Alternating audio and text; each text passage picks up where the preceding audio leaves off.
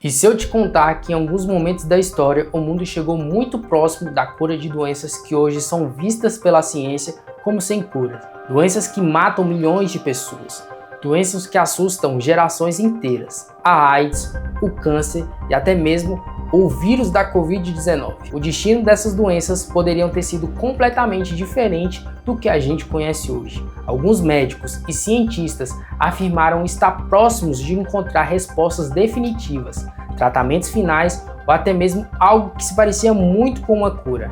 Mas o que ninguém quase fala é o que veio depois. A morte desses médicos de forma misteriosa, justamente quando suas descobertas começaram a chamar a atenção. Coincidência? Ou eles descobriram coisas que não deveriam? Coincidência? Acho que não!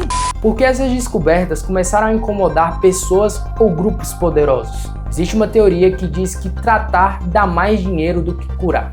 Será? Será que o ser humano chegou ao seu limite de absurdo? Aguenta aí, porque nesse vídeo eu vou te contar tudo.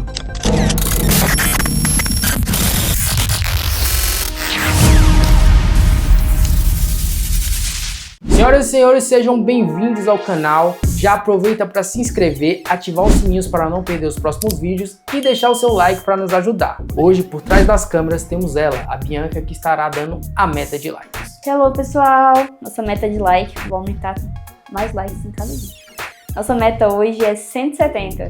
170 likes, e se você não assistiu os outros vídeos, tá tudo relacionado aqui, tá bem legal. Dito isso, 170 likes, Isso. Vamos pro vídeo. E se tratar uma doença for algo mais vantajoso do que curá-la? Existe uma teoria que muita gente prefere não tocar. Doenças crônicas movimentam fortunas. Tratamentos duram anos. Medicamentos que nunca param. Agora imagine o impacto de uma cura definitiva. Uma única descoberta capaz de encerrar bilhões em lucros. Isso levanta uma pergunta desconfortável. Será que toda cura realmente é bem-vinda?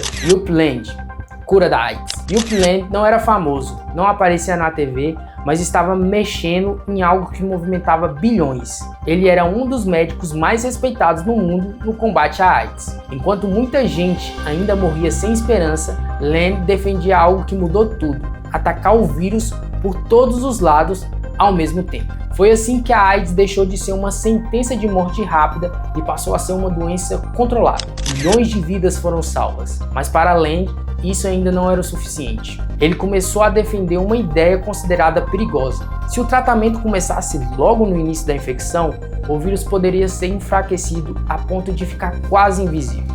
Em outras palavras, as pessoas poderiam viver sem que a AIDS tivesse controle sobre o seu corpo. Não era uma cura oficial, mas era perto disso. E quando alguém chega perto demais, aí chama atenção. Land não queria que esse tratamento fosse privilégio de poucos. Ele defendia acesso global, inclusive para países pobres. Isso significava menos dependência, menos remédios para a vida inteira e menos lucro a longo prazo. E é aqui que a história muda de tom. Em 2014, Land estava a caminho de uma conferência internacional sobre a AIDS. Um evento importante, decisões importantes e conversas sensíveis. Mas ele nunca chegou ao destino. O avião em que ele estava foi derrubado por um míssil enquanto sobrevoava a Ucrânia. Todos a bordo morreram naquele dia. Oficialmente foi uma tragédia de guerra, já que o país vivia um conflito armado naquele período. Mas até hoje muita gente se pergunta como um dos maiores nomes e mais importantes da luta contra a AIDS morre exatamente quando as suas ideias começavam a ganhar força. Depois disso, o assunto esfriou, o ritmo desacelerou e a cura continuou distante. Nicholas Gonzalez, cura do câncer. Nicholas Gonzalez não acreditava que o câncer deveria ser tratado da mesma forma para todo mundo. Para ele, cada corpo funcionava de um jeito, então o tratamento deveria ser diferente. Enquanto o mundo apostava em quimioterapia pesada, Gonzalez seguia um caminho completamente oposto. E foi aí que ele começou a incomodar a grande indústria. O Dr. Gonzalez acreditava que o câncer estava ligado ao funcionamento do metabolismo e do sistema digestivo.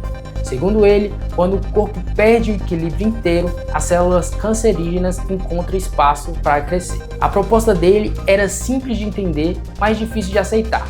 Dietas extremas e específicas, suplementos naturais e uso de enzimas pancreáticas. Nada de quimioterapia agressiva e nada de radiação.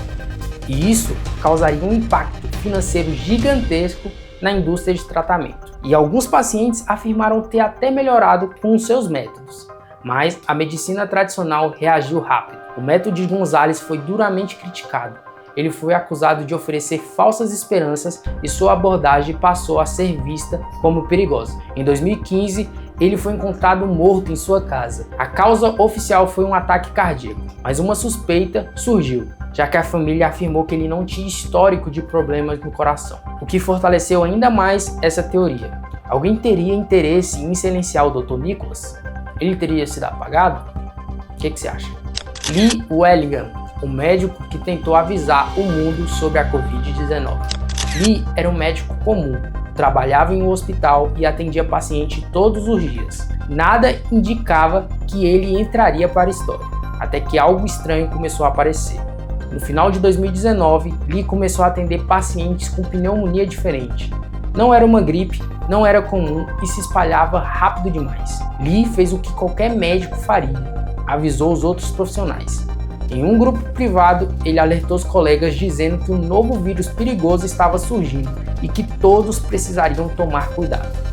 Ele não queria fama, ele não queria causar pânico, só queria evitar o pior. Mas o alerta não foi bem recebido.